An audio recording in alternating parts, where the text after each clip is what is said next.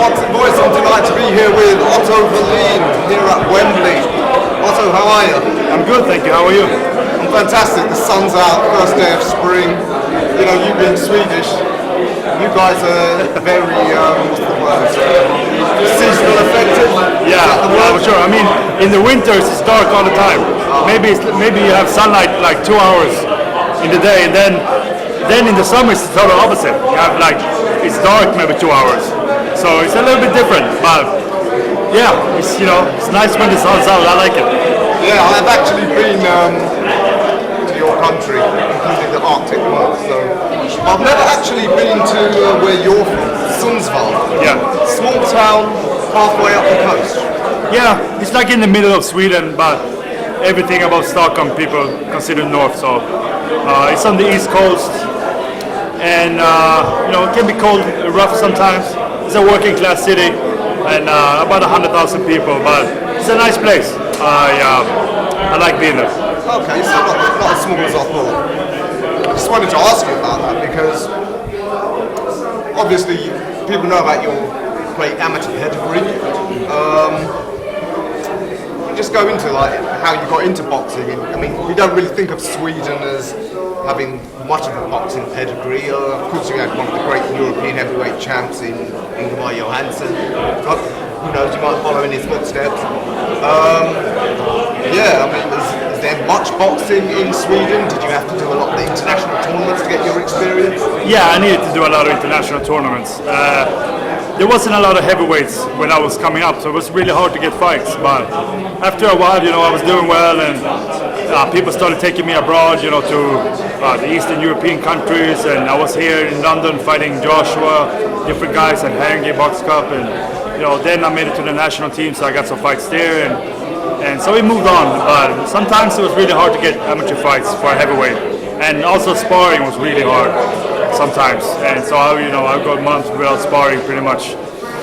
But yeah, I made it through it. You know, just kept working, and I had a long-term goal, and starting to fulfill some of that now. So it's good. You know, it's. How did the move to New York come about? Well, when I first turned pro in 2013, I first went to Germany, to Berlin, because I signed with Sauerland. So I was there for about 6 months in Berlin. Then I went to Denmark. They had a setup over there, so I went there, and that's where I met Joey. He was training other guys there in Denmark. So me and Joey lived there together for about 4 or 5 years. Then he decided to move back to the US and New York, and I followed him there. And I've been there now since 2017, so almost 5 years now. And it's been terrific for me. You know, like I said earlier about sparring and that, there's never been a problem with sparring over in New York, which is great. And I mean, sparring is the most important training you can get in boxing, apart from fights. So it's been really good for me, and it's nice to be in a place where boxing is big and you can go to a lot of good fights.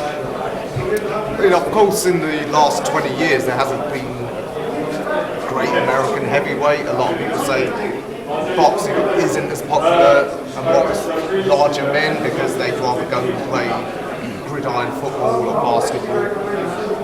Are you still getting plenty of heavyweight, good quality American heavyweights there that you're sparring with, or are they all foreign like yourself? No, there's a lot of good heavyweights there, different guys. You know, a guy I spar with a lot is a Ukrainian guy, Igor Plevako. He's very good. He's like 7-0 as a pro, but he's a really good amateur background, and that he's very dependable and always shows up.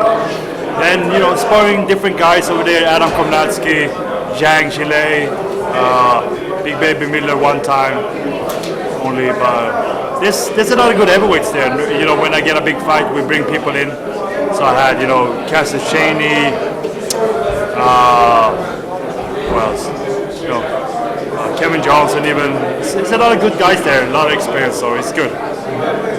And obviously your coach Joey, old school New Yorker, you know, teach you a lot of the sort of real subtle pro tricks of the trade. Yeah, for sure. I mean, when I first met with Joey, we clicked and we had great chemistry, and he's taught me so much. I mean, we've been together now for, 9 years? So it's really amazing, and he's taught me everything. And you know, he's been there and done it already, and he knows the ins and outs of boxing. Was it him that taught you that little trick about thumb the cut? Well, I mean, I guess it's on tape, so I don't know. But that kind of happened in the moment. But you go over the years and you see people do that kind of stuff. But well, it is what it is. Happens in the heat of the moment sometimes. So, can you confirm or deny a rumor? Were you the official standby for Saturday night? But honestly, I learned about that yesterday. I was in the line going into the media workout, and somebody asked me, "Are you the stand-in?" I was like, "I don't know about that. I haven't heard anything, but if somebody would pull out, I'm ready for it. I'm in good shape. I'm training. I'm still training while I'm here, and so whatever happens, I'm ready for it." I mean, it doesn't look like Dibiase's going to pull out, but I mean, heavyweight title. I mean, obviously heavyweights, you don't need to make the weight, so that's not really a problem. Would you be willing to take a crack at someone like Tyson on a day's notice? Well, if I can have Joey flown out here, I'll probably put him over a private jet. But yeah, if he can come, I'll do it. So you are ready? I mean, I'm in really good shape. I've been sparring everything, so if they can give me a good check, start with that and see where things go. I know both of these guys. I fought Fury once already. I was gonna fight White in October. I know him well, and I think it would be more difficult for them, to be honest, to have me jump in late because, like I said, I'm in perfect shape. I know both guys, and I've studied them both. So they probably haven't studied me as much now lately. So, and I'm a southpaw, so I think that would be really good actually. But I have a hard time seeing that happen. Some coaches say southpaws are meant to be drowned up first, so shows how difficult you are for that. So I mean, when we last spoke in Cardiff after your fight with Dolla, obviously talking about possible options. Got any potential opponents lined up? Not really.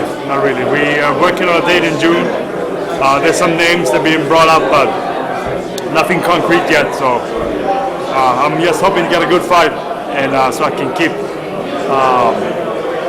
developing, keep getting better, keep getting the exposure, and just work my ways up the rankings. At this point in your career, I'm sure you don't want too many just knockovers, tune-ups. Do you want to take a high-risk fight, but one that will sort of elevate you in the rankings? Yeah, I mean, I haven't been the most active, so I'm always saying the most important for me is just fighting, really. I just want to fight, and if I can't get a big fight, I'll take a smaller fight. But ideally, I will get a good fight, stiff test, and somebody that will bring me upwards and higher in the rankings. I feel like I need to do that to force myself to get another title shot, to force my way to get a title shot. Because even since Fury, since I fought him, he hasn't mentioned my name once, except maybe from yesterday when he brought me up in the ring. That was funny. But apart from that, he hasn't really called me out or anything. So it's kind of it's been a little tricky to get good fights lately. But like I said, the most important is keep fighting, and they will have no choice but to fight me. Would you like to fight back in Sweden? I would love that actually, and I think the perfect fight for that would probably be Helenius. Me and him doing it in Sweden, and maybe not right now, but hopefully, maybe in a couple of years, I think that would be good. We can hopefully bring in a large crowd and bring some buzz to boxing. Yeah, I mean, how popular is boxing in Scandinavia? I never got the impression. Well, the problem is that boxing was forbidden. Professional boxing was forbidden for like 40 years. And boxing took a big hit by that. And so we didn't have a lot of boxing going on. We always had amateur boxing, but no pro boxing for those years. And then 2007 it got allowed, but it was really a lot of restrictions. You couldn't fight more than 4 rounds. Then I think it was 2015, Eric Skoglund, his father, did an amazing job to bring real boxing back, and we were able to fight longer fights and have 12-round fights. So I've had maybe 4 or 5 fights in Sweden, 2 fights in my hometown, which has been great. And then lately I've been in the US, but I'm hoping that like me and Helenius, we can make that fight in the future and bring a really good buzz. I think that's what boxing needs, and to grow and get better. I'd love to visit Sweden again, have it at is it the Ullevi Stadium? Yeah, that's in Gothenburg. It's kind of far from me, but okay. yeah. You would want it there. Yeah. Or A weekend in Helsinki sounds good to me. Yeah, I'd rather do it in Sweden. Is there some sort of a Nordic or Scandinavian type? What? A Nordic or Scandinavian belt? Is there such a thing? Well, there probably is. They can make any belts, I think, but I haven't really heard about that, to be honest. So I'm not sure. But I know I have the Swedish belt. You're still the Swedish champion. I don't know if I am now, but I got one of those belts at home at least. Okay, well that's something we can hopefully look forward to. On Saturday night, two guys, a bit of needle between you and both of them. Do you care who wins? Not really. I'd say I get along better with Fury. I haven't really talked. I have never met White before, but it's a little disappointing what happened when him and we were gonna fight. So maybe not crazy about Dylan as much, but it's okay. I hope he does well. But eventually, I think Fury, he's the favorite for me. I think he's the bigger guy, really good boxer. What White has to do is cut off the ring, be aggressive, make it a real fight, and target the body and try to rough him up. And don't let Tyson clinch or lean on you. That's what he needs to do to win. From your fight with Fury, I mean, is that one of the great difficulties you found? Like his sheer size? Yeah, he knows how to use his size. He's still a good mover, even though he's that big and a little flabby. But he's a smart guy, and when he got cut with me, he's changed his game plan and he adapted well. And he was aggressive. He was, like I said, clenched me, leaned on me, and worked on the inside. So he did that. He did that pretty good actually, and that's how he won the fight. A lot's made of his technical ability. Do you think he's got the best ring IQ again from what you said? How he adjusted against you? Is that difficult? Maybe with him in that way? he might have the best ring IQ in the heavyweight division. I think Usyk would be up there also. He has really good ring IQ, but he's just a smaller guy. So I think that probably those two. I think Usyk has really good basic, good skills, and great amateur background. And he's done well now. Beat Joshua, which is really good. So if I had to pick one of them, probably pick Fury. Saturday night, Fury's winning. The other big heavyweight fight involving all the belts. Your old foe, amateur foe, Anthony Joshua against Usyk. I mean, I keep hearing people say he just needs to use his power. Is it as simple as that? It's not as simple as that, but I mean, to win the fight, he needs to use his power, yes, but he needs to use his size. He needs to be aggressive. He needs to really let everything hang out. He needs to leave everything in the ring. He can't really think too much in there. Usyk is a terrific boxer, smart guy. Joshua is bigger. He needs to use that and rough him up and make it a fight, similar to what Dylan needs to do here and what Chisora did with Usyk. Really, Chisora did a good job with Usyk, and that's what Joshua needs to do now. I think he cannot box him. He saw that already. So he needs to make some adjustments and just trying to gain back some of the confidence and the hunger and just go at him. If you had to predict, how do you see the rematch going? I think it's really hard to go against Usyk after what he did the first fight. So I'll have to pick Usyk this time. I picked Joshua the first time actually. Still quite a gap. What about Deontay Wilder? Do you think he's still a force in this division? If he keeps fighting, I don't think he knows if he is or if he's not fighting. He said something about going into the woods and doing mushrooms or something to find out if he's going to keep fighting. So I don't know if he's done that yet, but once he's done that trip, we see if he keeps fighting or not. But if he wants to come back, for sure. I mean, he's knocked out, almost everyone.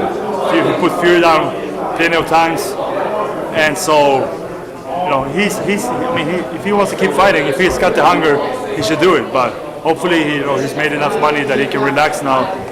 But it's up to him, really. I think he can come back and do well still. Yeah, with that right hand, if he can land it, which is of course the hard thing at the top level. How do you see the heavyweight landscape?